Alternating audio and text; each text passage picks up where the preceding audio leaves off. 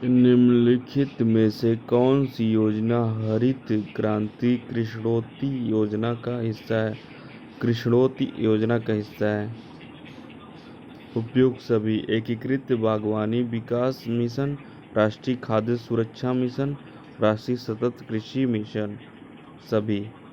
हरित क्रांति कृष्णोत्ति योजना कृषि क्षेत्र में छाता योजना है जिसे 1916-17 में लागू किया गया था। एकीकृत बागवानी विकास मिशन फलों, सब्जियों, जड़ और कंद फसलों, मशरूम, मसाले, फूल, सुगंधित पौधों, नारियल, काजू, कोको और मांस को सम्मिलित करने वाली बागवानी क्षेत्र के समग्र विकास के लिए एक केंद्र प्रायोजित योजना है।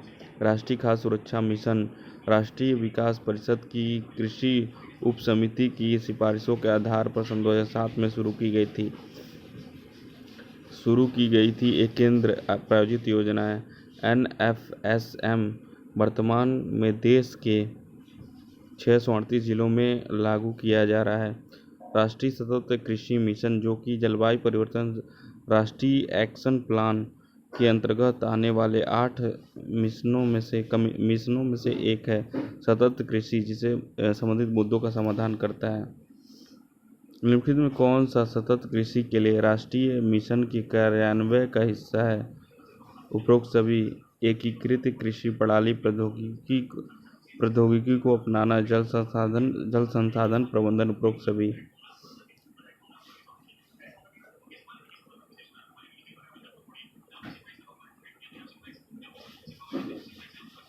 सतत कृषि के लिए राष्ट्रीय मिशन यह जलवायु परिवर्तन पर राष्ट्रीय NMS से राष्ट्रीय परिवर्तन पर राष्ट्रीय कार्य योजना के तहत 8 मिशनों में से एक है। इसका उद्देश्य कृषि को अधिक उत्पादक, टिकाऊ और जलवायु के अनुकूल बनाना है। NMS को कृषि उत्पादकता बढ़ाने के लिए विशेष रूप से एकीकृत खेती, जल उपयोग दक्षता, कृषि मृदा स्वास्थ्य प्रबंधन और संसाधन संरक्षण के तालमेल पर ध्यान केंद्रित करते हुए वर्षा आधारित क्षेत्रों में तैयार किया गया। सतत कृषि के लिए राष्ट्रीय मिशन के कार्यान्वयन के लिए विभिन्न रणनीतियां। एकीकृत कृषि प्रणाली NMS के तहत एकीकृत कृषि प्रणाली को बढ़ावा दिया जा रहा है जिसमें फसल प्रणाली के साथ साथ बागवानी, पशुधन, मत्स्य पालन, कृषि वानिकी, मूल्य वर्धन जैसी गतिविधियों को भी शामिल किया जाना है। यह आजीविका के अवसरों को बढ़ाने, खाद्य सुरक्षा सुनिश्चित करने और पूरक उत्पादों प्रणालियों के माध्यम से फसल की विफलता के जोखिम को कम करने के लिए महत्वपूर्ण है।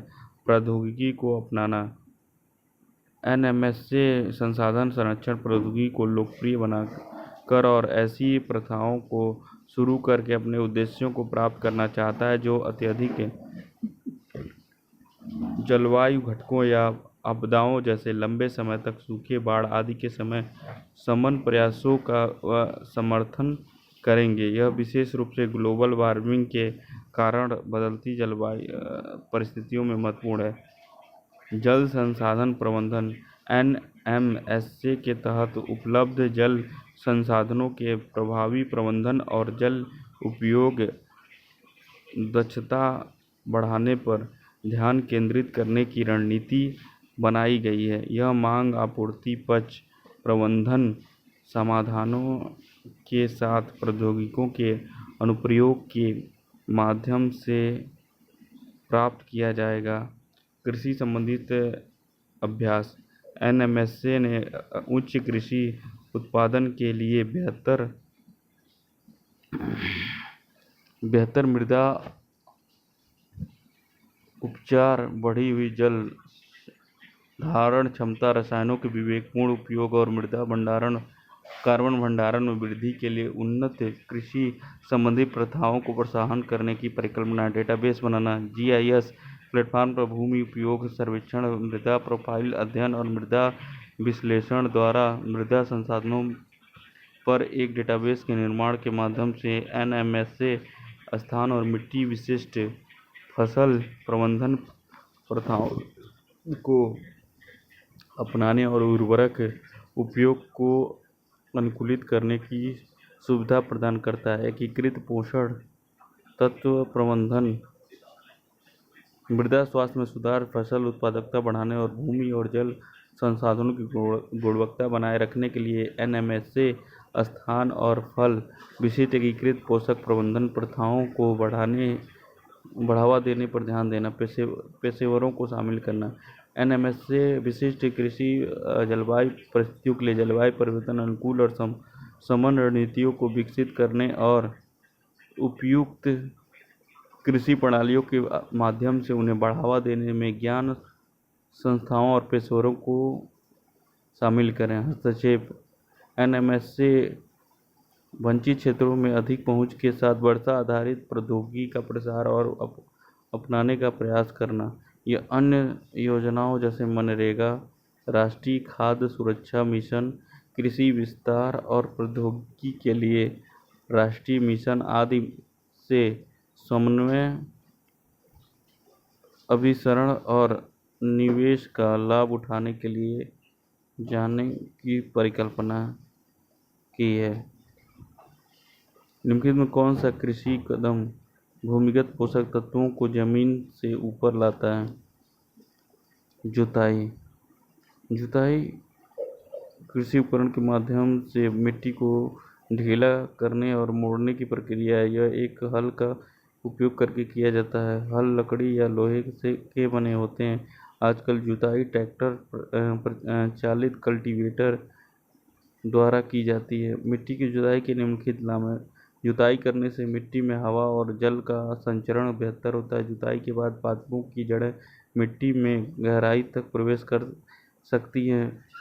यह उन्हें पादपों को मजबूती से पकड़ने में सक्षम बनाती है। यह खेत के उगने वाले वांछनीय खरपतवारों को जड़ से उखाड़ देती है। रोगाणुओं के विकास में भी सहायता करती हैं, जो कार्बनिक पदार्थों को विघटित करने और तेजी से खाद बनाने में मदद करते हैं। यह मिट्टी में मोड़ने में मदद करता है, जो पोषक तत्वों को मिट्टी से ऊपर तक लाने में मदद करता है। उर्वरकों में ऐसे रसायन होते हैं जो एक विशेष पोषक तत्व से भरपूर होते हैं। उर्वरक के कुछ उदाहरण urea, ammonium phosphate, super phosphate, potash.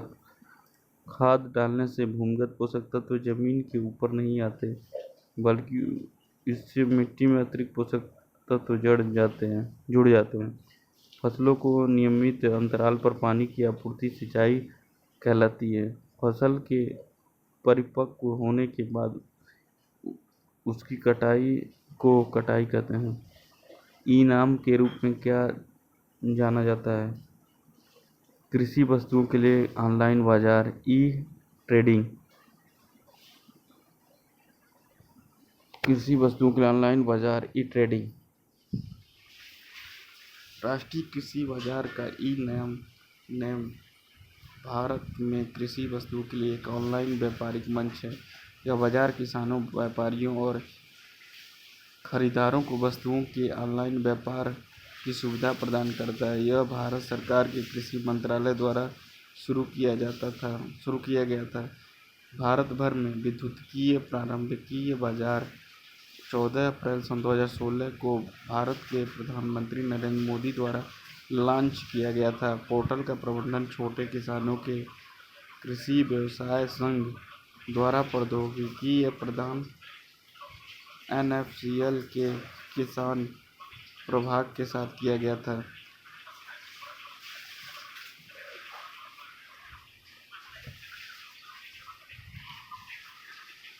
राष्ट्रीय कृषि बाजार एक अखिल भारतीय विद्युतीय व्यापार पोर्टल है, जो कृषि वस्तुओं के लिए एक एकीकृत राष्ट्रीय बाजार बढ़ाने के लिए मौजूद एपीएमसी मंडियों को नेटवर्क करता है। किसान और व्यापारियों के लिए 8 भाषाओं में उपलब्ध ऐप पर बोली लगाने और लेनदेन पूरा करने के लिए एंड्रॉयड पर एक ई-नेम मोबाइल एप्लीकेशन उपलब्ध है। एक व्यापारी के लिए एक लाइसेंस राज्य के सभी बाजारों में मान्य ऐप मैक कृषि उपज मंडी समिति का कार्य। अधिकांश एपीएमसी में खरीदारों को लाइसेंस प्राप्त आढ़- आढ़तियों के माध्यम से सभी खरीद को करना पड़ता है। ये बिचौलिए अपनी सेवाओं के लिए कमीशन लेते हैं। कई बार खरीदार और विक्रेता दोनों से आढ़ती अक्सर साहूकार होते हैं जो किसानों को ऋण पर बीज, उर्वरक और कीटनाशकों की आपूर्ति करते हैं, फिर उन्हें उसके माध्यम से बेचने और अपनी बकाया राशि को अस्थायी रूप से निपटाने के लिए मजबूर किया जाता है। इसके अलावा मंडी शुल्क बिक्री के मूल्य पर 0.5% से 5% तक होता है, जबकि राज्यों और वस्तुओं में विभिन्न होता है। इसके अलावा अंतर्राज्यीय व्यापार पर मंडी शुल्क पर दोहरा कराधान है, जिसके कारण एकल राष्ट्रीय बाजार के विचार का उल्लंघन है। पंचायती लेखा अभिलेखों में सटीक और अद्यतन प्रविष्टियां बनाए रखना किसका कार्य है? ग्राम सचिव का। ग्राम सचिव के कर्तव्य सरपंच के सामान्य सर्वेक्षण में ग्राम पंचायत के लेखा अभिलेख और अन्य संपत्तियों में सटीक और अद्यतन प्रविष्टियां बनाए रखना इस अधिनियम के तहत या किसी अन्य कानून के तहत अपने कर्तव्यों और कार्यों के निर्वहन में ग्राम पंचायत की सहायता करना समय लागू है। ग्राम पंचायतों के प्रस्ताव को पूरा करने में सहायता करना, ऐसे अन्य कर्तव्यों का पालन करना जो निर्धारित किए जा सकते हैं। ग्राम पंचायत में एक सचिव होता है जो ग्राम सभा का सचिव होता है। यह व्यक्ति निर्वाचित व्यक्ति नहीं है बल्कि सरकार द्वारा नियुक्त किया जाता है। सचिव ग्राम सभा और ग्राम पंचायत की बैठक बुलाने और कार्यवाही का रिकॉर्ड रखने के लिए जिम्मेदार है। पंचायत का सचिव एक गैर निर्वाचित प्रतिनिधित्व होता है जिसे राज्य सरकार द्वारा पंचायत गतिविधियों की देखरेख के लिए नियुक्त किया जाता है, जिसे हम ग्राम सेवक कहते हैं। ग्राम सेवक गांव में धन संबंधित सभी कार्य देखता है और जैसे गांव में किसी खेत में कहाँ और कितना पैसा खर्च किया जा रहा है, कर जमा करना, गांव के लिए बजट तैयार करना, गांव के विकास पर नज़र रखता है और उच्च अधिकारी को इसकी रिपोर्ट करता है। ग्राम सेवक चुनी हुई पंचायत के प्रति ही जवाबदेह नहीं होता बल्कि केवल प्रखंड विकास अधिकारी के प्रति जवाबदेह होता है।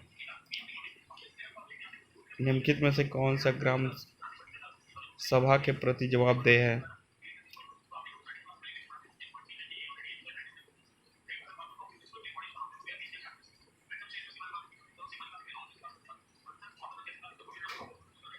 पंच और ग्राम पंचायत। ग्राम सभा उन सभी वयस्कों की बैठक जो एक पंचायत द्वारा कवर किए गए क्षेत्र में रहते हैं।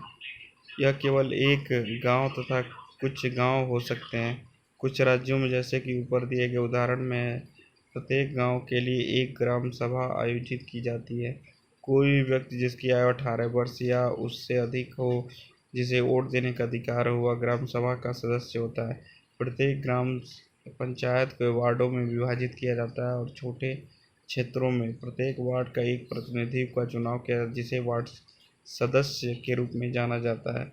ग्राम सभा के सभी सदस्य एक सरपंच का चुनाव भी करते हैं जो पंचायत अध्यक्ष होता है। वार्ड पंच और सरपंच ग्राम पंचायत बनाते हैं। ग्राम पंचायत का चुनाव 5 साल के लिए होता है। ग्राम पंचायत में एक सचिव होता है जो ग्राम सभा का सचिव भी होता है। यह व्यक्ति निर्वाचित व्यक्ति नहीं है बल्कि सरकार द्वारा नियुक्त किया जाता है। सचिव ग्राम सभा और ग्राम पंचायत के बैठक बुलाने और कार्यवाही का रिकॉर्ड रखने के लिए जिम्मेदार है। पंच और ग्राम पंचायत ग्राम सभा के प्रति जवाबदेह होते हैं क्योंकि ग्राम सभा के सदस्य ही उन्हें चुनते हैं। पंच और ग्राम पंचायत दोनों ही ग्राम सभा के प्रति जवाबदेह हैं। उत्तर प्रदेश का त्रिवेणी संगम निम्नलिखित में से किन नदियों के संगम स्थल पर है?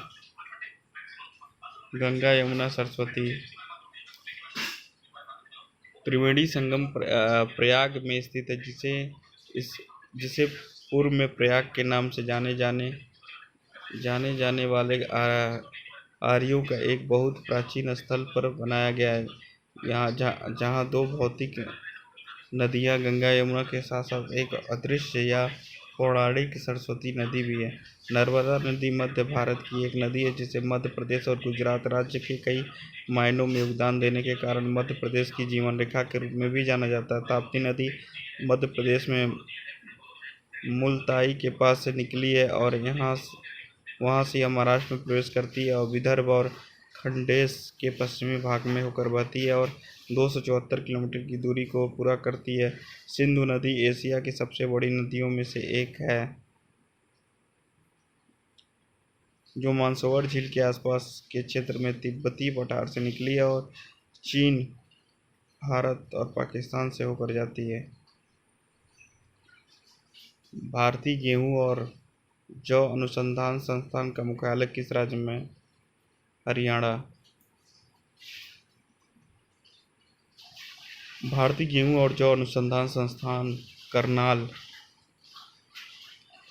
भारतीय गेहूं और जौ अनुसंधान संस्थान का मुख्यालय करनाल, हरियाणा में स्थित है। गेहूं और जौ पर अखिल भारतीय समन्वित अनुसंधान परियोजना के माध्यम से भारतीय गेहूं और जौ अनुसंधान विविध पारिस्थितिक तंत्रों में विविधता सुधार और संसाधन प्रबंधन और फसल संरक्षण प्रौद्योगिकियों की बहु विषयक और बहुस्थानीय गतिविधियों का समन्वय कर रहा है।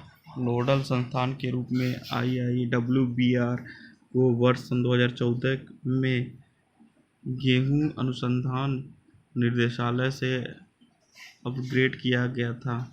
संस्थागत सक्रिय रूप से नियोजन, प्रयोगात्मक सामग्री के आदान प्रदान, परीक्षण गतिविधियों की निगरानी, आंकड़े संकलन और प्रलेखन की सुविधा प्रदान करता है।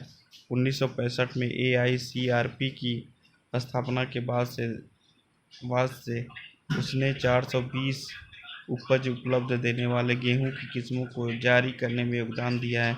इसमें ब्रेड, ड्यूरम और डाइकोकम गेहूं शामिल है और 1994 उपज उपलब्ध होने वाली जौ की किस्में शामिल है, जिसमें चारा भोजन माल्ट और दोहरे उद्देश्य वाले जौ देश के विभिन्न कृषि जलवायु क्षेत्र हैं।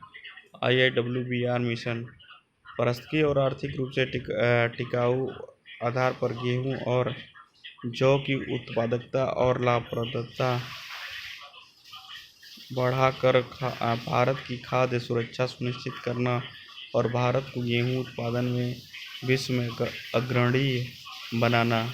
IIWBR शासनादेश उत्पादकता और गुणवत्ता में सुधार के लिए गेहूं और जौ पर बुनियादी और रणनीतिक अनुसंधान, सतत उत्पादन के लिए फसल उत्पादन और फसल संरक्षण, औद्योगिकी का समन्वय और विकास, आनुवंशिक विविधता प्रदान करना और क्लोनोपिन 1 mg मूल्य गैर मौसमी सुविधाओं के माध्यम से प्रजनन चक्र में तेजी लाना, जंग रोगों के प्रबंधन के लिए निगरानी और पूर्व चेतावनी, उन्नत प्रौद्योगिकी का प्रसार, क्षमता निर्माण और संबंधों का विकास।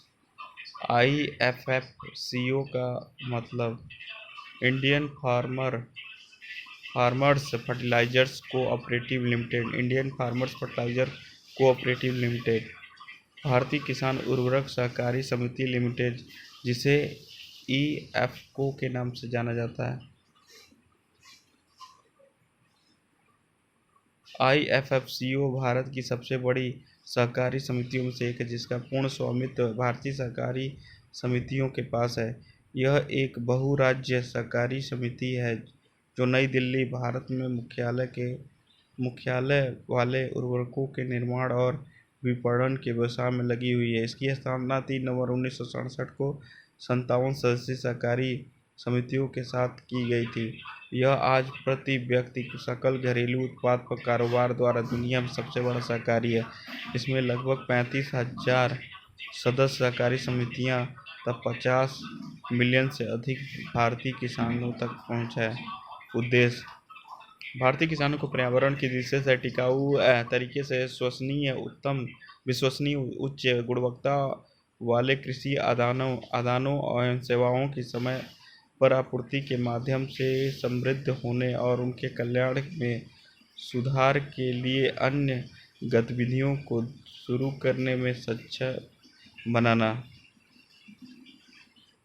मार्च सन 2018 तक $2.3 बिलियन की कुल संपत्ति के साथ सन 2017 तक भारत के सबसे बड़े निगमों की फॉर्च्यून इंडिया 500 सूची में सहकारी को 66वें स्थान मिला है। हाल ही में भारतीय किसान उर्वरक सहकारी लिमिटेड (IFCO) को दुनिया भर के किसानों के लिए दुनिया का पहला नैनो यूरिया लिक्विड पेश किया। यह पारंपरिक यूरिया के विकल्प के रूप में पौधों को नाइट्रेट प्रदान करने के लिए एक पोषक तत्व है। इसे पारंपरिक यूरिया के बदलने के लिए विकसित किया गया है। यह इसकी आवश्यकता को कम से कम 50% तक कम करता है। इसमें 500 मिली की बोतल में 40,000 मिलीग्राम लीटर नाइट्रोजन होता है, जो पारंपरिक यूरिया के एक बैग द्वारा प्रदान किए गए नाइट्रोजन पोषक तत्वों के प्रभाव के बराबर है। पारंपरिक यूरिया पौधे को नाइट्रोजन देने में 30 से 40% प्रभावी है, जबकि नैनो यूरिया लिक्विड की प्रभावशीलता 80% से अधिक है। चावल और गेहूं जैसे 94 फसलों के लिए 11,000 से अधिक किसानों के खेतों में उसकी प्रभावशीलता का परीक्षण किया जाता है। उपज में औसतन 8% की वृद्धि देखी गई है। निम्नलिखित में किसे बैंकों द्वारा वित्त पोषण के लिए प्राथमिक क्षेत्र के रूप में माना गया है? कृषि। भारत में वाणिज्य बैंकों द्वारा प्राथमिकता देने वाला क्षेत्र कृषि, लघु उद्योग, जनसंख्या के कमजोर देने वाले कृषि में कमजोर क्षेत्र है। अर्थव्यवस्था में उन क्षेत्रों के लिए लक्षित वित्त पोषण जो विकास की सामान्य गति से पिछड़ रहे हैं, उन्हें प्राथमिकता क्षेत्र ऋण कहते हैं। आरआरबी के गवर्नर शक्तिकांत दास, आरआरबी के उप governor M Rajeshwar Rao, T Ravishankar, M K. Jain, M D. Patra RRB governor और उप गवर्नर केंद्र सरकार द्वारा नियुक्त किए जाते हैं। निम्न में कौन सा मनरेगा का प्राथमिक उद्देश्य है? अकुशल श्रमिकों को गारंटी मजदूरी रोजगार प्रदान कर दीर्घकालीन गरीबी को संबोधित करता है। मनरेगा अकुशल श्रमिकों को गारंटीकृत मजदूरी रोजगार प्रदान करने के लिए दीर्घकालीन गरीबी को संबोधित करता है।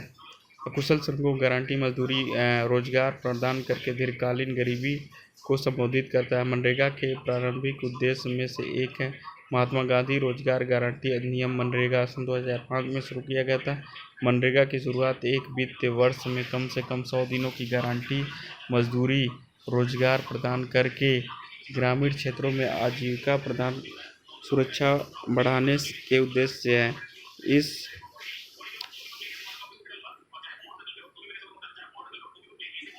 महात्मा गांधी राष्ट्रीय अधिनियम में सुरक्षा बढ़ानी।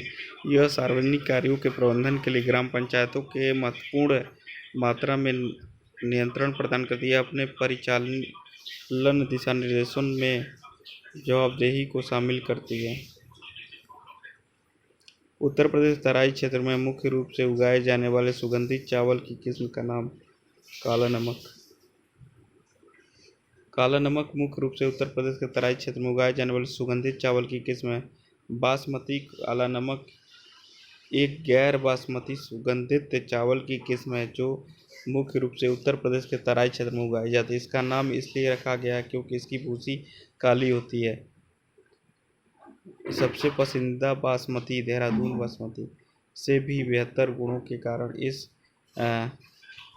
किस्म में भारतीय किसानों और चावल निर्यातकों के बीच बहुत हितताई है। काला नमक कुख्यात के लिए भी अत्यधिक प्रतिरोधी और भारत में आम चावल के रोग जैसे कि पेनिकल ब्लास्ट, स्टेम रोट और ब्राउन स्पॉट तराई क्षेत्रों में सन 2001 से सन 2003 के सूखे में जब लगभग सभी किस्मों के चावल की पैदावार 50% था, प्रतिशत तक कम हो गई थी। काला नमक अप्रभावित था। काला नमक नेपाल की सीमा से लगे उत्तर प्रदेश के तराई क्षेत्र में उगाई जाती है, जिसमें सिद्धार्थनगर, संत कबीरनगर, महाराजगंज, बस्ती, गोंडा और गोरखपुर शामिल है। उत्तर प्रदेश भारत का एक राज्य है। यह भारत का सबसे अधिक आबादी वाला राज्य होने के साथ साथ दुनिया में सबसे अधिक आबादी वाला देश का भाग है। आम स्रोत चोटी उत्तर प्रदेश की सबसे चोटी है। आम स्रोत चोटी उत्तर प्रदेश की सबसे चोटी, दुनिया में 23वीं सबसे ऊंची चोटी। उत्तर प्रदेश का गठन 1 अप्रैल 1937 में हुआ था। अंग्रेजों ने आगरा और अवध को मिलाकर एक प्रांत बनाया, जिसे आगरा अवध का संयुक्त प्रांत कहा। 1935 में नाम को छोटा करके संयुक्त प्रांत कर दिया गया। जनवरी 1950 में संयुक्त प्रांत का नाम बदलकर उत्तर प्रदेश कर दिया गया। उत्तर प्रदेश में 18 मंडल, 75 जिले, 915 नगरी और 8,135 अन्य पंचायत है।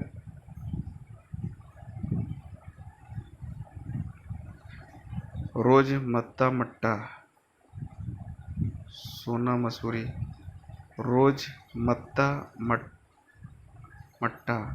रोजमट्टा चावल केरल के पलक्कड़ जिले में उगाई जाने वाली चावल की एक स्वदेशी किस्म है। रोजमत्ता चावल भूरे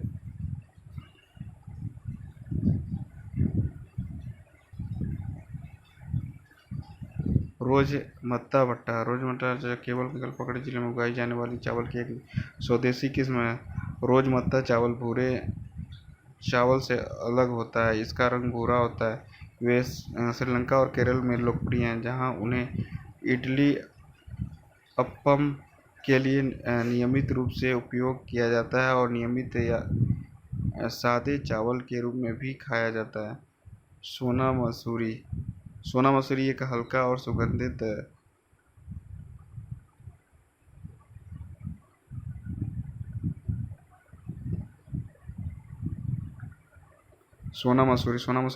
सुगंधित मध्यम अनाज वाला चावल है, जो चावल की किस्मों सोना और मसूरी के क्रॉस संयोजन का परिणाम है। सोना और मसूरी यह बड़े पैमाने पर भारतीय राज्यों आंध्र प्रदेश, तेलंगाना, कर्नाटक में उगाई जाती है। तेलंगाना में सोना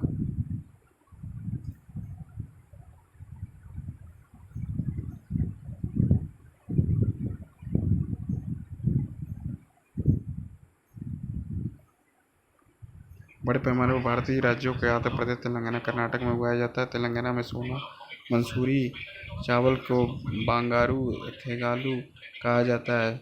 सोना मसूरी चावल की एक प्रीमियम किस्म है, जो मुख्य रूप से USA, Canada, Europe, Australia, Singapore, Malaysia और मध्य पूर्व के देशों में सऊदी अरब, यूएई और कतर को निर्यात किया जाता है। स्वच्छता का कार्य निम्नलिखित में किसके दायरे में आता है? ग्राम पंचायत। स्वच्छता का कार्य ग्राम पंचायत के दायरे में सरपंच अन्य निर्वाचित पंचायत सदस्यों के साथ मिलकर ग्राम पंचायत का गठन करता है। जिला पंचायत या जिला कौंसिल, जिला परिषद या जिला पंचायत पंचायती राज व्यवस्था की तीसरी श्रेणी है। जिला परिषद एक निर्वाचित निकाय है। ब्लॉक पंचायत ब्लॉक प्रमुख भी जिला परिषद का एक हिस्सा है। राज्य विधानमंडल के सदस्य और भारत की संसद के सदस्य जिला परिषद के सदस्य होते हैं। निम्नलिखित में से किसे गैर कृषि के क्षेत्र में गतिविधि के रूप में नहीं जाना जाता है?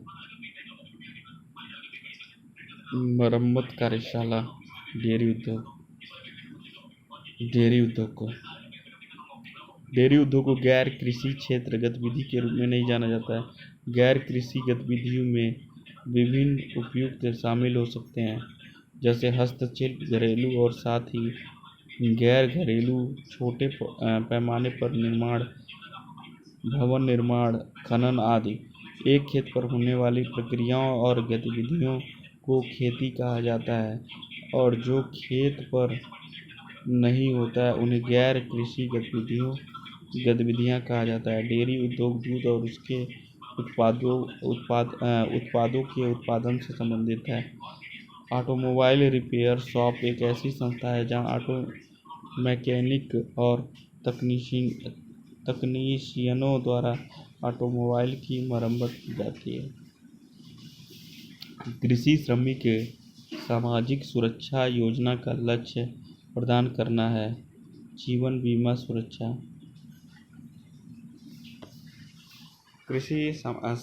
श्रमिक सामाजिक सुरक्षा योजना का लक्ष्य क्या है? जीवन बीमा सुरक्षा।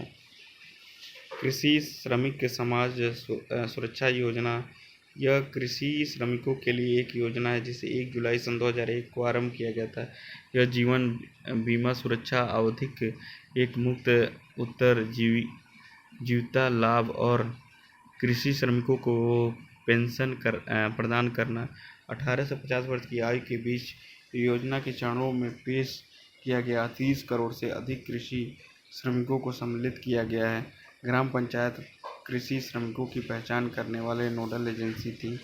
भारतीय जीवन बीमा निगम के 500 करोड़ रुपए के सामाजिक सुरक्षा श्रमिकों की सुरक्षा। भारतीय जीवन बीमा निगम ने 500 करोड़ रुपए के सामाजिक सुरक्षा कोष इस योजना के लिए 150 करोड़ रुपए उपलब्ध कराया है। प्रारंभ में समूह की न्यूनतम सदस्य 20 होनी चाहिए। निम्नलिखित में से कौन सा निकाय राज्यों में पंचायतों के लिए चुनाव आयोजित करता है? संबंधित राज्य चुनाव आयोग।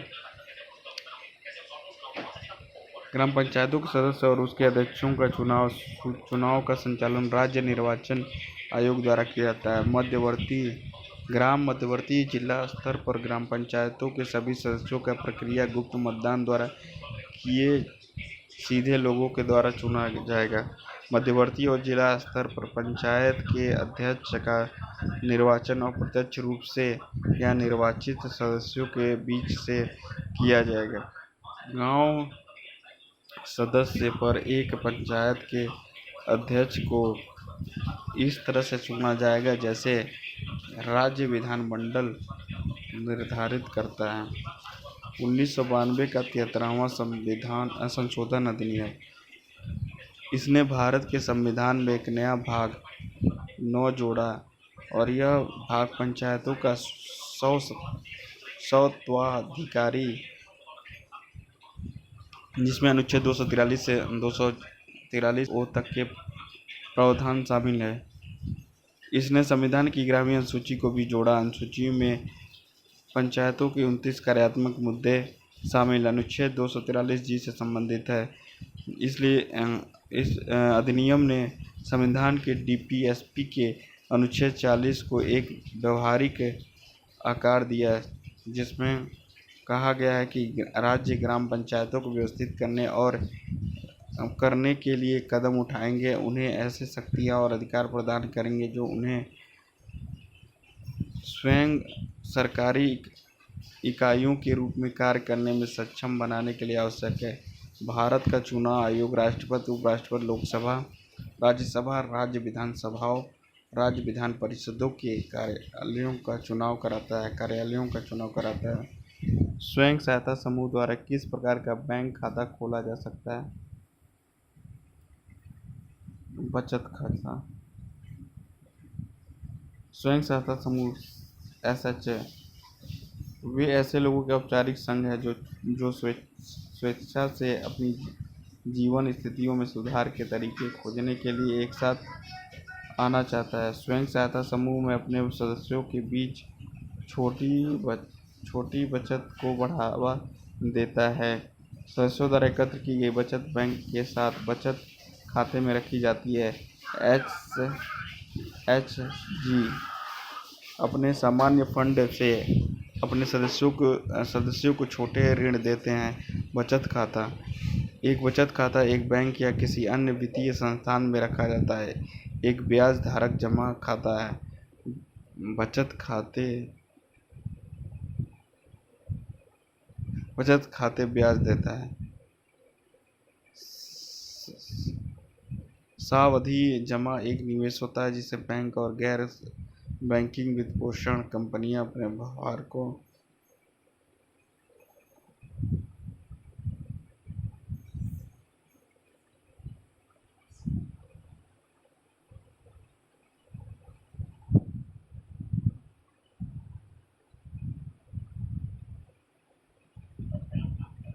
उत्तर प्रदेश में भोटिया जनजाति निम्नलिखित में से किस क्षेत्र में पाई जाती है? भोटिया तराई पहाड़ी। भोटिया ट्रांस हिमालयी क्षेत्र में रहने वाले एथनो भाषाई रूप में संबंधित तिब्बतीय लोगों का एक समूह है जो भारत के तिब्बत से विभाजित करता है। भोटिया शब्द तिब्बत बोर्ड के लिए शास्त्रीय तिब्बती नाम से आया है। भोटिया लद्दाखी सहित कई भाषाएं बोलते हैं। भाषा की भारतीय मान्यता भोटी तिब्बती लिपि है और यह भारतीय संविधान की 8वीं अनुसूची के माध्यम से आधिकारिक भाषाओं एक बनने के लिए निहित है। राजधानी लखनऊ, मुख्यालय गाजियाबाद, प्रशासनिक मुख्यालय गाजियाबाद, ब्रांड एम्बेसडर कंगना रनौत, राज्य पशु दलदल हिरण।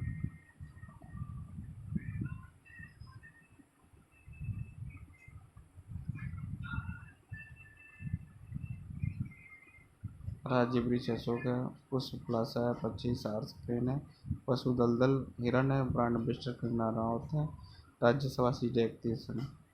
भारत सरकार के जन धन योजना के बारे में निम्नलिखित में कौन सा सही है? यह 15 अगस्त नहीं है। 15 अगस्त सन 2015 को भारतीय प्रधानमंत्री द्वारा आरंभ किए गए खाताधारकों को बिना न्यूनतम शेष के बैंक खाता प्रदान किया जाएगा। प्रत्येक खाताधारक को रुपे कार्ड जारी किया जाएगा। हर खाताधारक को 1 लाख रुपए का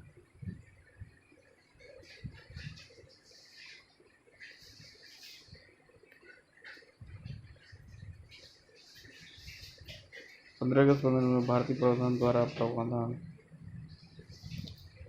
15 सन 2015 को भारतीय प्रधान मंत्री द्वारा इसे आरंभ किया गया था। जन धन योजना 28 अगस्त सन 2014 को भारतीय प्रधानमंत्री द्वारा शुरू किया गया। प्रधानमंत्री जन धन योजना कार्यक्रम का शुभारंभ 28 अगस्त सन 2014 को प्रधानमंत्री नरेंद्र मोदी द्वारा किया गया। सन 2014 में कुल 17.90 करोड़ PMJBY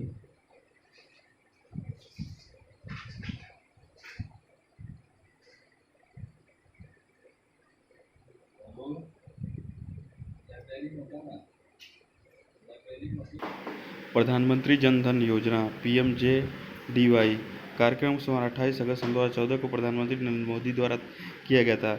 वर्ष 2014 में कुल 17.98 करोड़ PMJDY खाते खोले गए। योजना की विशेषताएं: PMJDY शून्य शेष के साथ खाता, 1 लाख रुपए तक का अकस्मात बीमा, 30,000 रुपये का जीवन बीमा सम्मिलित है।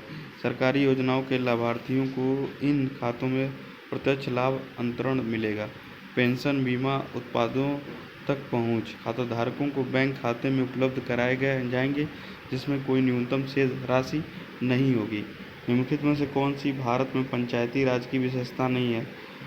ग्रामीणों से सदस्यता शुल्क का संग्रह। पंचायती राज प्रणाली वह प्रणाली है जो जमीनी स्तर पर व्यक्तियों की भागीदारी सुनिश्चित करती है। पंचायती राज व्यवस्था भारत में संविधान की राज्य सूची में शामिल है। 73वां संवैधानिक संशोधन अधिनियम 1992 पंचायती राज व्यवस्था से संबंधित है। राजस्थान 2 अक्टूबर 1959 को अपने नागौर जिले में पंचायती राज व्यवस्था को लागू करने वाला पहला राज्य बलवंत राय मेहता समिति ने भारत में पहली बार पंचायती राज व्यवस्था की सिफारिश की। बलवंत राय मेहता की समिति ने त्रिस्तरीय पंचायत की सिफारिश की। जिला स्तर पर जिला परिषद, खंड स्तर पर पंचायत समिति और ग्राम स्तर पर ग्राम पंचायत। 1978 में जनता पार्टी सरकार द्वारा दिसंबर 1977 में नियुक्त अशोक मेहता समिति ने आधार और जिला परिषद के शीर्ष पर मंडल पंचायतों से युक्त द्विस्तरीय प्रणाली द्वारा त्रिस्तरीय प्रणाली के प्रतिस्थापन की अपनी रिपोर्ट प्रस्तुत की। हर साल 24 अप्रैल को पंचायती राज दिवस मनाया जाता है। भारत के संविधान का भाग 9 पंचायती राज व्यवस्था से संबंधित है। अनुच्छेद 243 से 243 अरुणाचल प्रदेश पंचायती राज संस्थाओं में अनुसूचित जातियों के लिए सीट आरक्षण नहीं करता है। अरुणाचल प्रदेश पंचायत राज प्रणाली भारत के सभी राज्यों और केंद्र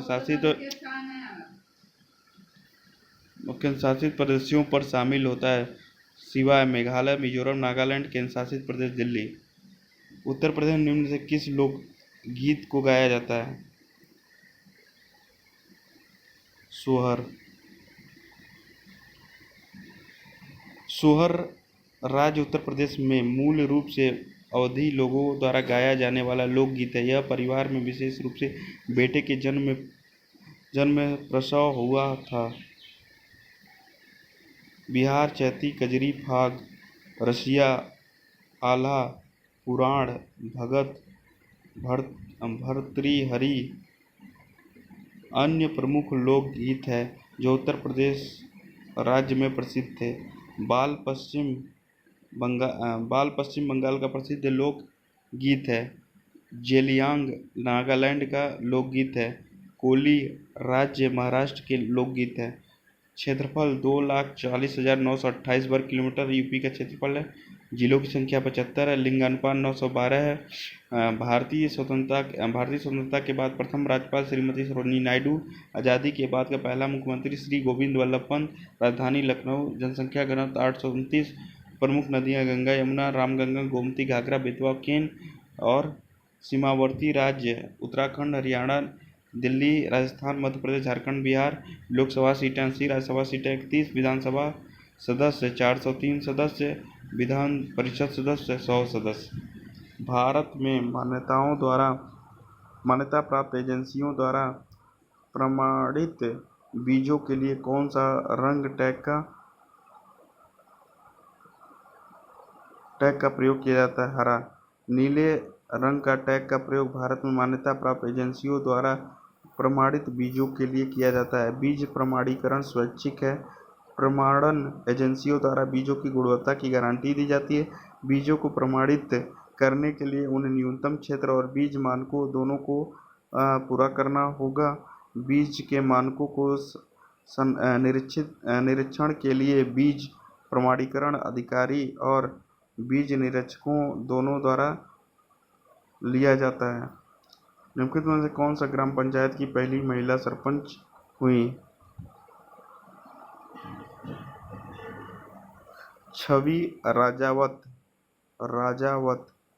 पंचायत भारत में स्वशासन प्रणाली का आधार है, लेकिन ग्रामीण भारतीय महिलाओं की पंचायतों में ज़्यादा भागीदारी नहीं है।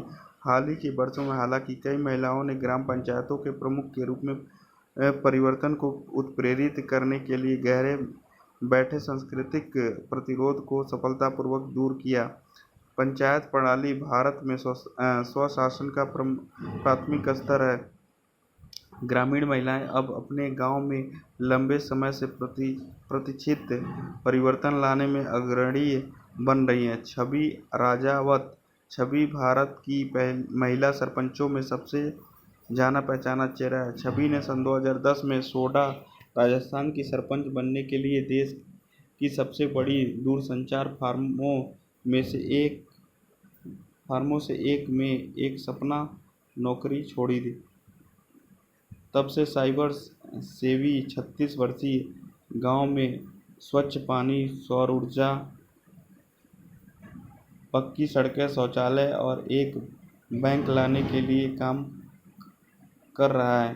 अक्सर ग्रामीण राजस्थान के बदलते चेहरे के रूप में प्रसिद्ध छवि ने सन 2011 में संयुक्त राष्ट्र के 11वें गरीबी विश्व सम्मेलन में प्रतिनिधियों को संबोधित किया।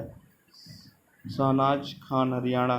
भरतपुर के गढ़जान गांव के ग्रामीणों ने सन 2018 में 24 वर्षीय MBBS छात्रा शहनाज खान को अपना सरपंच चुना। वह न केवल मेवात क्षेत्र की सबसे कम उम्र की सरपंच हैं, बल्कि गढ़जान के इतिहास में सबसे ज़्यादा पढ़ी लिखी महिला भी हैं। शहनाज ने बीमारियों से बचाव और लोगों की जान बचाने के लिए स्वच्छता और स्वच्छता के बारे में जागरूकता फैलाने की योजना बनाई। सुषमा भादु ने हरियाणा के धानी मियाँ खान गांव में उस समय क्रांति ला दी जब उन्होंने घूंघट से अपना चेहरा ढकना बंद कर दिया। आरती देवी उड़ीसा। पूर्व निवेश बैंकर आरती देवी ने उड़ीसा में अपने गांव धुनकापार में फर्क करने के लिए अपनी आलीशान नौकरी छोड़ने का फैसला किया। आरती ने अपने गांव में पारंपरिक लोक कला को पुनर्जीवित करने के लिए एक अभियान शुरू किया और यह भी सुनिश्चित किया कि विभिन्न सरकारी योजनाओं का लाभ उन लोगों तक पहुंच जाए जिन्हें उसकी सबसे ज़्यादा ज़रूरत है। आरती के कार्य को अंतर्राष्ट्रीय स्तर पर पहचान मिली जब उन्हें सरकार में पारदर्शिता और जवाबदेही के महत्व पर बोलने के लिए अमेरिकी वाणिज्य दूतावास द्वारा अंतर्राष्ट्रीय आगंतुक नेतृत्व कार्यक्रम का हिस्सा बनाने के लिए चुना गया। निम्नलिखित किस वर्ष केंद्रीय कृषि मंत्रालय का नाम बदलकर कृषि और किसान कल्याण मंत्रालय कर दिया गया? सन 2015 में। कृषि और किसान कल्याण मंत्रालय यह भारत सरकार की एक शाखा है जो भारत में कृषि से संबंधित नियमों और विनियमों और कानूनों के निर्माण और प्रशासन के लिए शीर्ष निकाय है। पूर्व में इसे केंद्रीय कृषि मंत्रालय के रूप में जाना जाता था। नरेंद्र मोदी ने 69वें स्वतंत्रता दिवस को संबोधित करते हुए इस मंत्रालय का नाम बदलकर कृषि और किसान कल्याण मंत्रालय करने की घोषणा की। इस मंत्रालय में निम्नलिखित 2 विभाग शामिल हैं: कृषि सहकारिता किसान कल्याण विभाग, कृषि अनुसंधान शिक्षा विभाग। यह विभाग भारतीय कृषि अनुसंधान परिषद का प्रबंधन करता है। जून 1871 में भारत में राजस्व, कृषि और वाणिज्य विभाग की स्थापना हुई थी। प्रथम मंत्री राजेंद्र प्रसाद कृषि मंत्री के रूप में जाने जाते हैं। राजेंद्र प्रसाद। उत्तर प्रदेश में निम्नलिखित में से किस जनजाति द्वारा माघ, खिचारी, गुरिया, बजहर, होली उत्सव मनाया जाता है? थारू जनजाति उत्तर प्रदेश के तराई क्षेत्र में रहती है। थारू जनजाति की अधिकांश आबादी वनवासी और कुछ कृषि का अभ्यास करते हैं। वे थारू की बोलियां बोलते हैं जो इंडो आर्यन उपसमूह की एक भाषा है। तराई क्षेत्र गंगा नदी द्वारा निर्मित एक निक्षेपण स्थल रूप और जलोढ़ मैदान है। उत्तर में दक्षिण तक फैला अन्य मैदान भावर, तराई, भांगर और खद्दर है। तराई क्षेत्र के पूर्वी भाग को बांग्लादेश में द्वार के नाम से जाना जाता है। वे माघ, खिचड़ी, गुरिया, बजहर और होली के त्यौहार मनाते हैं। उत्तर प्रदेश में थारू जनजातियों द्वारा माघ, खिचड़ी, गुरिया, बजहर, होली त्यौहार मनाए जाते हैं। भोटिया या भोटिया चरवाहों की एक व्यावसायिक जाति है। लगभग 1,20,000 लोगों की संख्या। वे मुख्य रूप से उत्तरी राज्यों में सिक्किम, त्रिपुरा, उत्तराखंड, उत्तर प्रदेश, हिमाचल प्रदेश, जम्मू कश्मीर, लद्दाख, अरुणाचल प्रदेश, पश्चिम बंगाल में रहते हैं। उत्तराखंड के भोटिया लोग कभी भारत और तिब्बत की सीमा पर रहते थे, जिसे पहले ब्रिटिश काल में संयुक्त प्रांत कहा जाता था। वे खानाबदोश चरवाहे थे और तिब्बत और भारत के बीच ऊन और नमक का व्यापार करते थे। 1962 में भारत तिब्बत सीमा को बंद कर दिया गया और भोटिया भारत में प्रवेश कर गया। जौनसारी उत्तराखंड का सबसे बड़ा आदिवासी समुदाय है।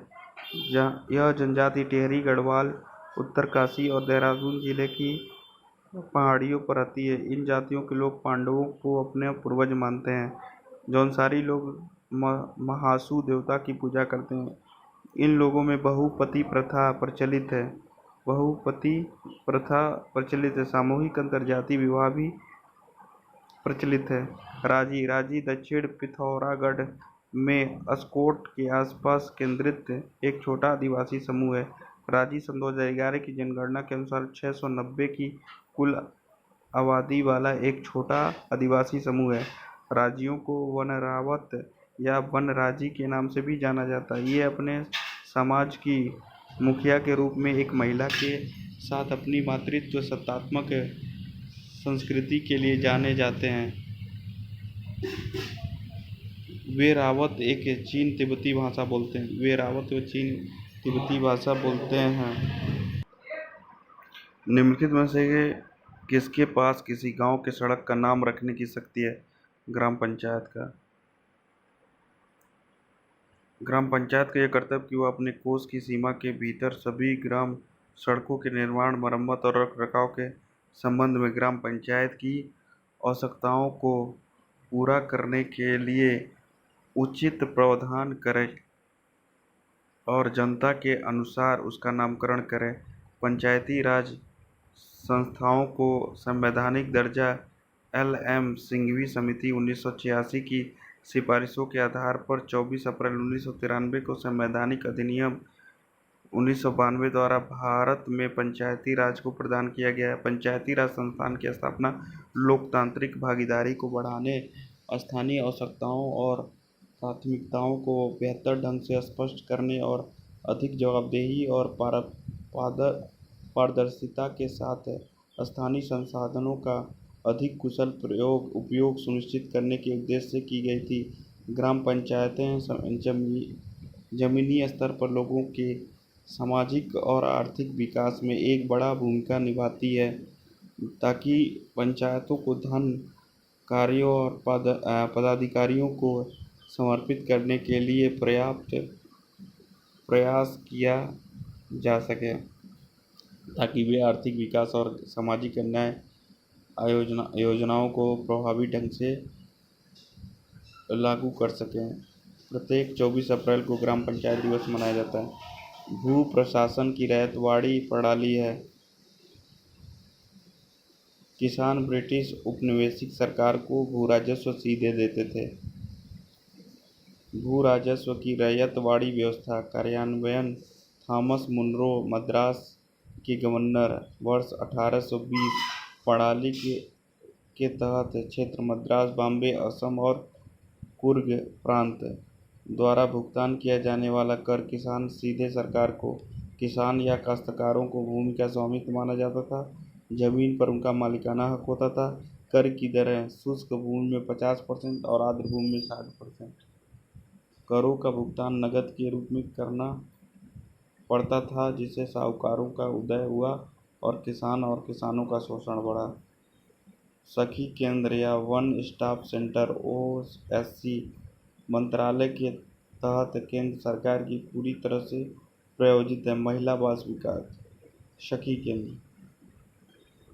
सखी केंद्र या वन स्टॉप सेंटर महिला और बाल विकास मंत्रालय के तहत केंद्र सरकार की पूरी तरह से प्रायोजित योजना है। सखी हिंसा से प्रभावित महिलाओं को सेवाओं की एक एकीकृत श्रेणी प्रदान करती है। इन श्रेणी में चिकित्सा सहायता, पुलिस सहायता, कानून सहायता, मामले प्रबंधन, मनोसामाजिक परामर्श और अस्थायी सहायता सेवाएं शामिल हैं। संकटग्रस्त महिलाएं शारीरिक रूप से या फोन पर केंद्रों तक पहुंच सकती हैं। यह 1 अप्रैल सन 2015 से लागू की जा रही है। भू आलेख बनाए रखने के लिए कौन जिम्मेदार है?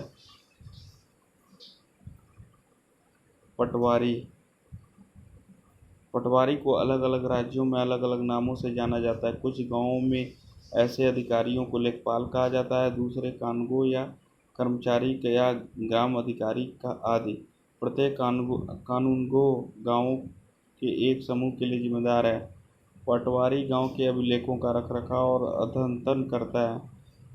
इसके पास आमतौर पर कृषि क्षेत्रों को मापने के तरीके होते हैं। कुछ जगहों पर लंबी चेन का इस्तेमाल किया जाता है। यह किसानों से भू राजस्व के संग्रह को व्यवस्थित करने और इन क्षेत्रों में उगाई जाने वाली फसलों के बारे में सरकार को जानकारी प्रदान करने के लिए भी जिम्मेदार है।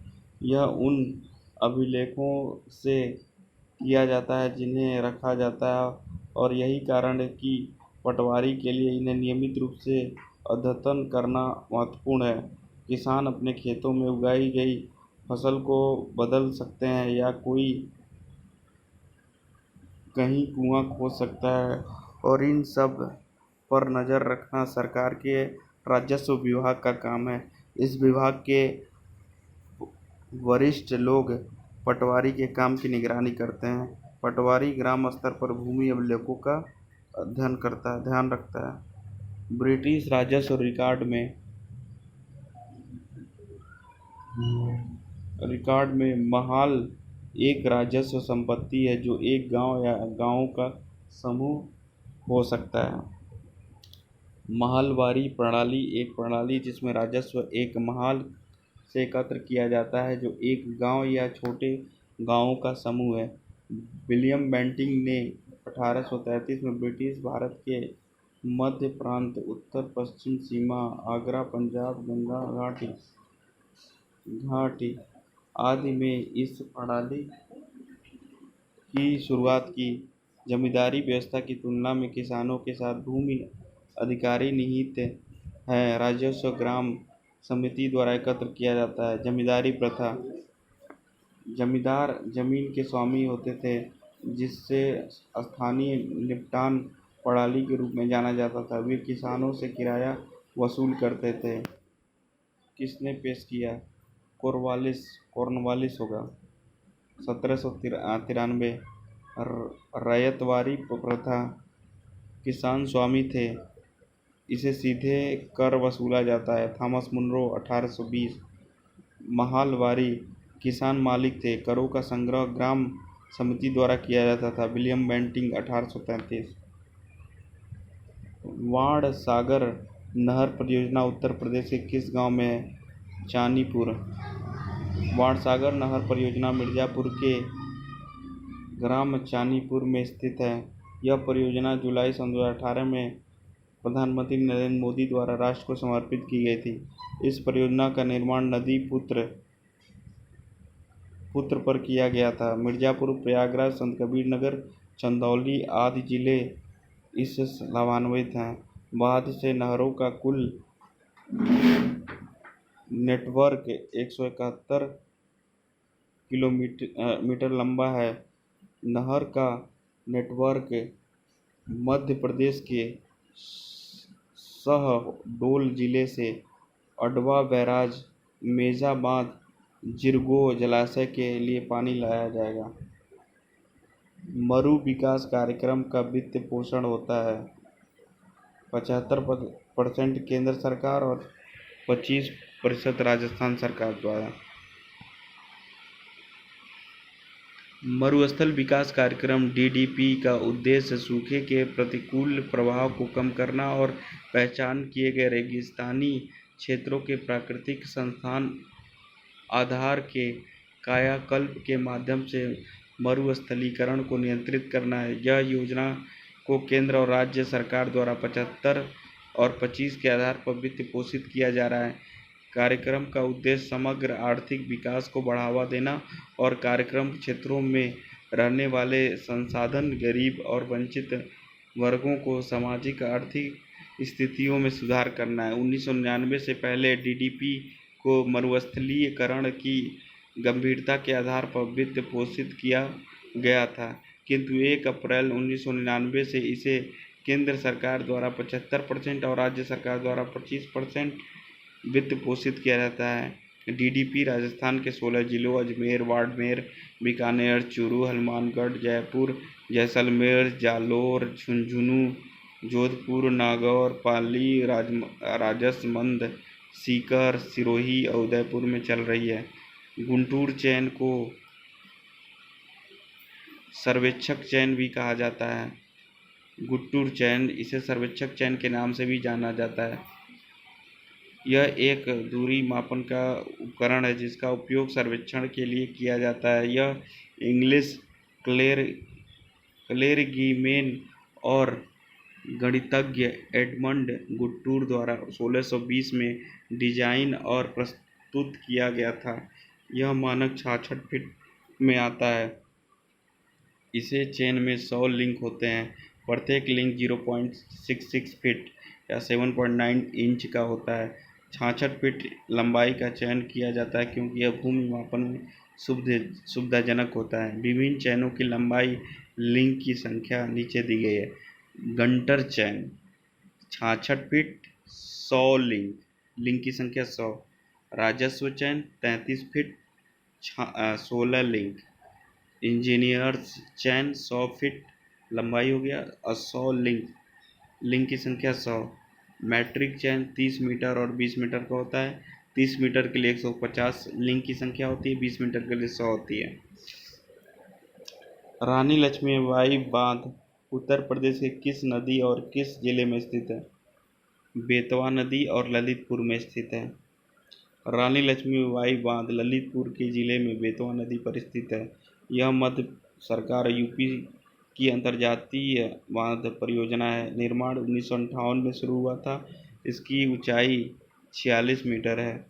पहले इसे राजघाट बांध के नाम से भी जाना जाता था। बेतवा विंध्य से निकली और हमीरपुर के पास यमुना में विलीन होने से पहले लगभग 560 किलोमीटर बहती है। उत्तर प्रदेश के कुछ प्रमुख बांध। पहला रिहंद बांध, गोविंद वल्लभ पंत सागर जलाशय, मध्य प्रदेश उत्तर प्रदेश की सीमा पर बना है। बेतवा नदी पर राजघाट बांध है। बेतवा नदी पर मटीला बांध है। धनगर बांध घाघरा नदी पर है। बेतवा नदी पर परीक्षा बांध है। कानपुर में गंगा पर गंगा बैराज है। निम्नलिखित में से किसे उत्तर प्रदेश में ग्राम सचिव के रूप में जाना जाता है?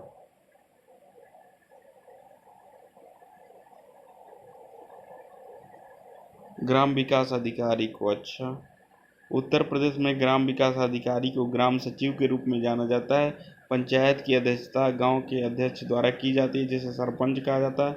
ग्राम सचिव के कर्तव्य और दायित्व इस प्रकार असाइन किए गए अनुसार वित्तीय रिकॉर्ड बनाए रखता है। ग्राम पंचायत तैयार करने में सहायता करता है। सम्मेलनों की व्यवस्था करना, ग्राम प्रशासन के लिए नियुक्तियां और बैठकें करना, अनुरोध पर सभी नगरपालिका गतिविधियों पर रिपोर्ट तैयार करना, ग्राम प्रशासन के चुनाव की तैयारी में सहायता करना, नव विवादों, अनुबंधों, कानूनी विज्ञापनों आदि को टाइप और तैयार करना। निम्नलिखित में से किस लोधी शासक ने भूमि को मापने के लिए गज सिकंदरी की शुरुआत की थी? सिकंदर लोधी ने।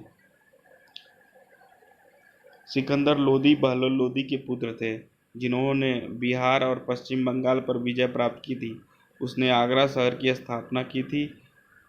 अपनी राजधानी को दिल्ली से आगरा स्थानांतरित कर दिया।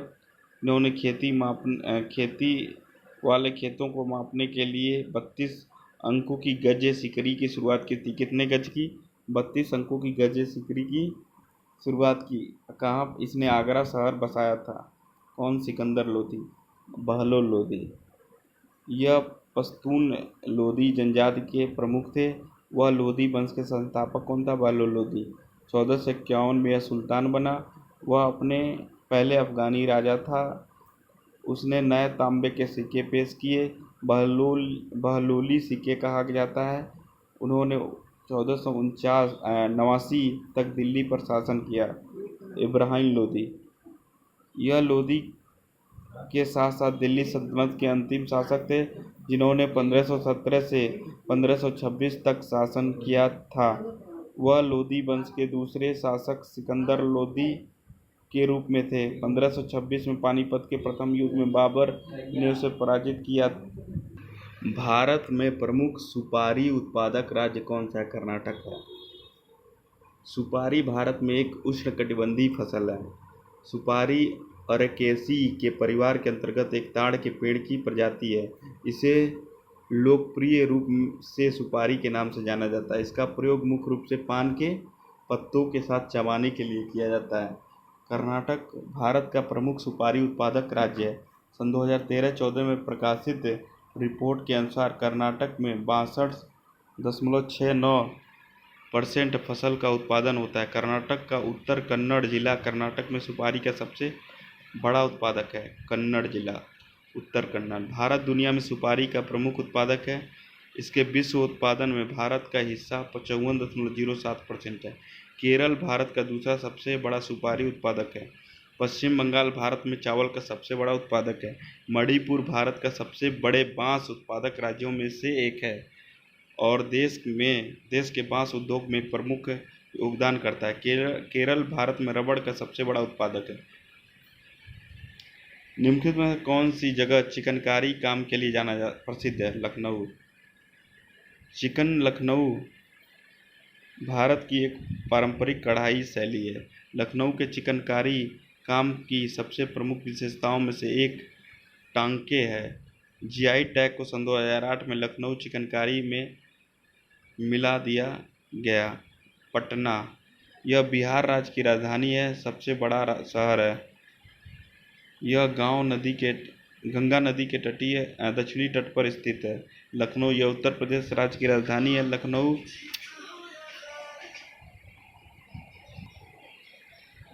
लखनऊ उत्तर प्रदेश राज्य की राजधानी है। लखनऊ गोमती नदी के किनारे स्थित है। कोलकाता, यह पश्चिम बंगाल राज्य की राजधानी, यह हुगली नदी के तट पर स्थित है।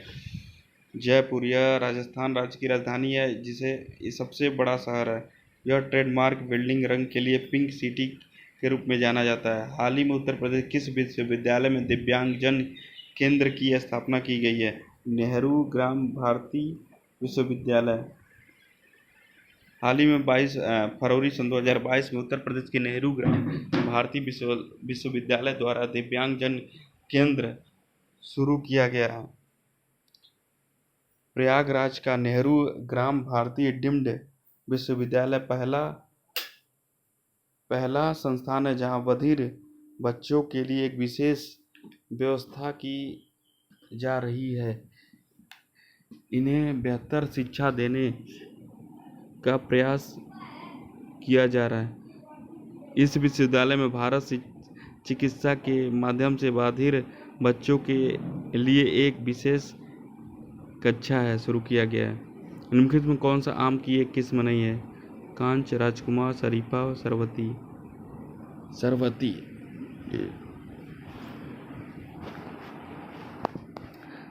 सरबती गेहूं का एक क्षेत्रीय किस्म का गेहूं है जो अशोकनगर और मध्य प्रदेश राज्य के कुछ अन्य जिलों में उगाए गए गेहूं से प्राप्त होता है। गेहूं की इस किस्म को मध्य प्रदेश की गेहूं के रूप में भी जाना जाता है। सरबती गेहूं स्वाद में मीठा और बनावट में बेहतर होता है। सरबती गेहूं के दाने आकार में बड़े होते हैं और इसमें सोने की चमक होती है। आम यहाँ तक कि भारत का राष्ट्रीय फल है और इसकी खेती ज़्यादातर देश में खाद्य फलों के लिए की जाती है। भारत में आम की सबसे प्रसिद्ध किस्मों में अल्फोंस, बादामी, चौसा, लंगड़ा, नीलम, आम्रपाली, मालदा, बंगानपल्ली, दशेरी के नाम से जाना जाता है।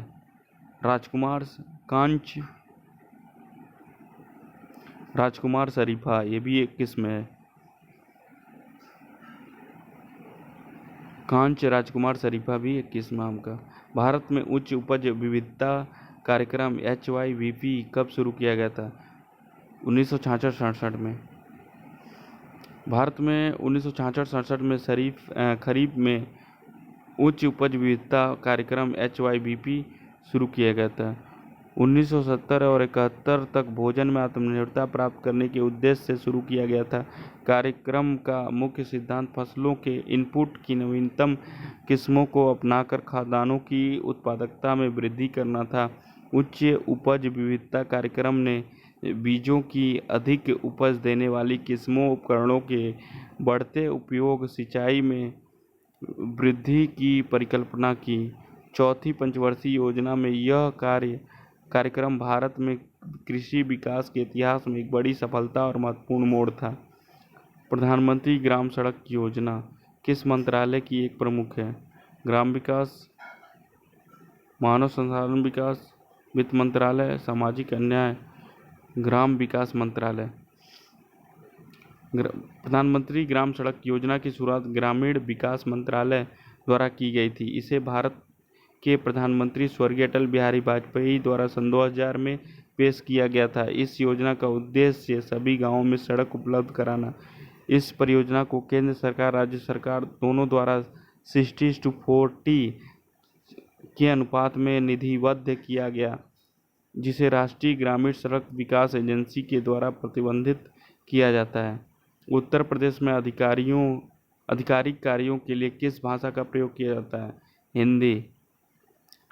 वर्ष 1951 में इसे भारतीय राज्य उत्तर प्रदेश में सभी आधिकारिक कार्यों में हिंदी का उपयोग करने के लिए कानूनी रूप से बाध्यकारी बनाया गया था। 1951 की राजभाषा अधिनियम के तहत हिंदी उत्तर प्रदेश की राज्य प्रशासन की भाषा बन गई।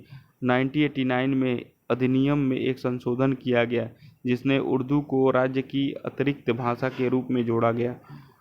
राज्य में प्रमुख रूप से इस्तेमाल किया जाने वाली अन्य भाषाओं में अवधी, भोजपुरी, बुंदेली, ब्रजभाषा, कन्नौजी और हिंदुस्तानी शामिल है।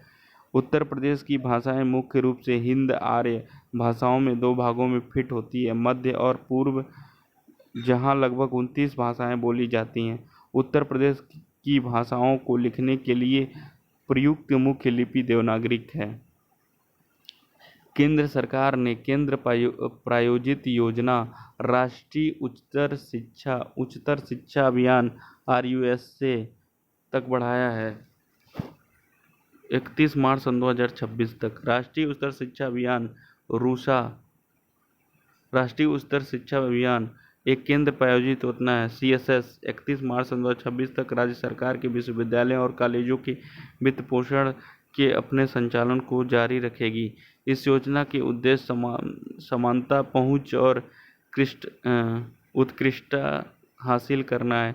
नए चरण के तहत राज्य सरकारें व्यावसायिक शिक्षा और कौशल उन्नयन के माध्यम से लिंग समावेशिता, समानता पहल आदि के लिए जा सकती हैं। सरकार ने सन 2022-27 की अवधि के लिए एक नई योजना नव भारत साक्षरता कार्यक्रम को मंजूरी दी है। यह राष्ट्रीय शिक्षा नीति सन 2020 और बजट घोषणा सन 2021-22 के अनुरूप वयस्क शिक्षा के सभी पहलुओं को कवर करेगी। यह योजना देश के सभी राज्यों के शासित प्रदेशों में 15 वर्ष और इससे अधिक आयु के गैर साक्षर लोगों को कवर करेगी। इसका अनुमानित कुल परिव्यय 1037.9 करोड़ रुपए है। प्रोफेसर दिनेश प्रसाद शकलानी फरवरी सन 2022 के अनुसार को राष्ट्रीय शैक्षिक अनुसंधान और प्रशिक्षण परिषद के नए निदेशक के रूप में नियुक्त किया गया है। NCERT इन्हें 5 वर्ष की अवधि के लिए तथा 65 वर्ष की आयु प्राप्त करने तक की जो भी पहले के लिए नियुक्त किया गया है। विश्व स्तर की गुणवत्ता वाली सार्वभौमिक शिक्षा के लिए देश भर के छात्रों तक पहुंच प्रदान करने के लिए एक डिजिटल विश्वविद्यालय की स्थापना की जाएगी। यह छात्रों को घर पर व्यक्तिगत सीखने का अनुभव होगा। शांति और विकास के लिए शिक्षा की भूमिका का जश्न मनाने के लिए हर साल 24 जनवरी को अंतर्राष्ट्रीय शिक्षा दिवस मनाया जाता है। शिक्षा राज्य मंत्री सुभाष सरकार ने 12 जनवरी सन 2022 को आभासी रूप से स्वच्छ विद्यालय पुरस्कार सन 2021-22 का शुभारंभ किया। राष्ट्रीय स्तर पर समग्र श्रेणी के तहत पुरस्कारों के लिए 40 स्कूलों का चयन किया जाएगा। शिक्षा मंत्रालय में अतिरिक्त सचिव IAS अधिकारी विनीत जोशी को CBSE अध्यक्ष का प्रभार सौंपा गया है। यह CBSE के पूर्व अध्यक्ष मनोज आहूजा द्वारा कृषि और किसान कल्याण विभाग में OSD के रूप में नियुक्त किए जाने के बाद कार्यभार छोड़ने के पश्चात हुआ। देश का पहला ग्रीन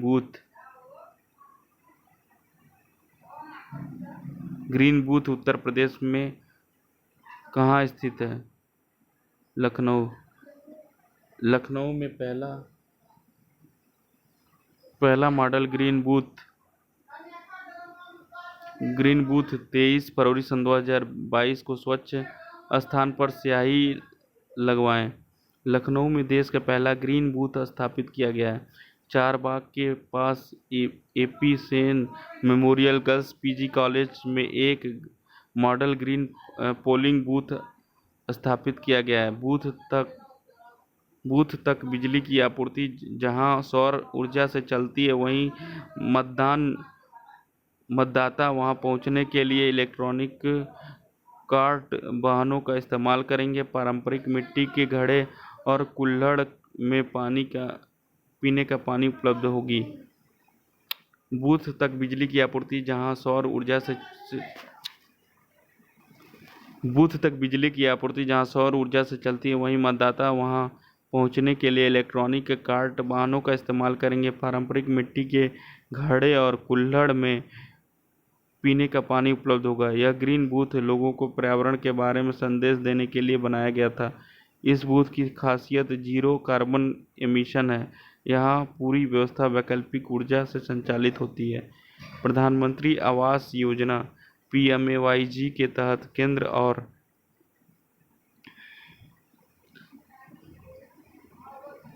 केंद्र और राज्य सरकारों के बीच साझा की जाने वाली इकाई सहायता की लागत क्या है? मैदानी क्षेत्रों में 60 से 40, उत्तर पूर्वी और हिमालयी राज्यों के लिए 90 से 10। लक्ष्य के अनुसार सन 2022 तक सभी के लिए आवास ग्रामीण आवास योजना इंदिरा आवास योजना को प्रधानमंत्री ग्रामीण आवास योजना में बदल दिया गया, जो मार्च सन 2016 के दौरान स्वीकृत हुई थी। योजना के तहत सभी आवासहीन और जीर्ण शीर्ण घरों में रहने वाले परिवारों के लिए पक्के घरों के निर्माण हेतु वित्तीय सहायता प्रदान की जाती है। यह योजना दिल्ली और चंडीगढ़ को छोड़कर पूरे भारत के ग्रामीण क्षेत्रों में लागू की जाएगी। घरों की लागत केंद्र और राज्यों के बीच साझा की जाएगी। PMAY के तहत इकाई सहायता की लागत केंद्र और राज्य सरकारों के बीच मैदानी क्षेत्रों में 60:40 और पूर्वोत्तर और पहाड़ी क्षेत्रों के लिए 90:10 के अनुपात में साझा की जानी है। PMAYG का उद्देश्य सन 2022 तक सभी आवासहीन परिवारों और कच्चे और जीर्ण शीर्ण घर में रहने वाले परिवारों को बुनियादी सुविधाओं के साथ एक पक्का घर प्रदान करना है। प्रधानमंत्री मातृ वंदना योजना कब लागू हुआ था? सन 2017 में। प्रधानमंत्री मातृ वंदना योजना गर्भवती महिलाओं, स्तनपान कराने वाली माताओं के लिए सरकार की एक प्रमुख योजनाओं में से 1 करोड़ लाभार्थियों को पार करके एक महत्वपूर्ण उपलब्धि हासिल की है। कुल राशि रुपए पार कर गई 4000 करोड़। यह सन 2017 में पेश किया गया था और यह महिला और बाल विकास मंत्रालय द्वारा लागू किया गया था। प्रधानमंत्री मातृ वंदना योजना PMMVY एक प्रत्यक्ष लाभ अंतरण योजना है जिसके तहत गर्भवती महिलाओं को सीधे उनके बैंक के खाते में नकद लाभ प्रदान किया जाता है ताकि कुछ बढ़ी हुई पोषण संबंधी जरूरतों को पूरा किया जा सके और वेतन हानि की आंशिक क्षतिपूर्ति की जा सके। योजना के क्रियान्वयन गर्भवती महिलाओं और स्तनपान कराने वाली माताओं को रुपए का नकद लाभ मिलता है। संबंधित शर्तों के पूरा करने पर 3 किस्तों में 5000, गर्भावस्था का प्रारंभिक पंजीकरण, एंटेनटल चेकअप, परिवार के पहले जीवित बच्चे के लिए टीकाकरण के पहले चक्र के जन्म और पूरा होने का पंजीकरण। पात्र लाभार्थियों को जननी सुरक्षा योजना के तहत नगद प्रोत्साहन भी मिलता है। मध्य प्रदेश, आंध्र प्रदेश, हिमाचल प्रदेश, दादर नगर हवेली और राजस्थान PMMVY के क्रियान्वयन में देश के शीर्ष 5 राज्य और केंद्र शासित प्रदेश हैं। महिला और बाल विकास मंत्रालय ने योजना के तेजी से कार्यान्वयन के लिए रोडमैप तैयार करने के लिए हाल ही में राज्य के अधिकारियों के साथ गुवाहाटी, जयपुर और चंडीगढ़ में क्षेत्रीय कार्यशालाओं का आयोजन किया। प्रधानमंत्री मातृ Vandana Yojana common application software के माध्यम से केंद्र और राज्य सरकारों द्वारा योजना के कार्यान्वयन की बारीकी से निगरानी की जाती है। भारत सरकार के प्रधानमंत्री श्रम योगी मानधन योजना के तहत देय न्यूनतम सुनिश्चित मासिक पेंशन की राशि कितनी है? PMSYAM।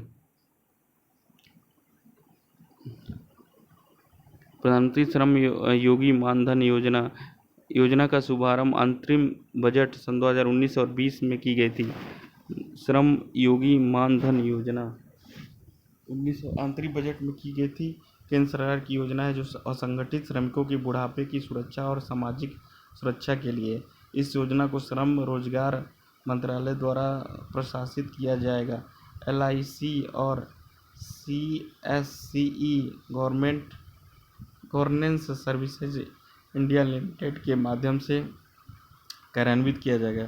LIC pension fund manager होगी और पेंशन भुगतान के लिए जिम्मेदार होगी। पात्रता मापदंड: व्यक्ति एक असंगठित श्रमिक होता है। 18 से 40 वर्ष के बीच की आयु वाला व्यक्ति योजना में प्रवेश कर सकता है। मासिक आय 15,000 से कम या इसके बराबर होना चाहिए।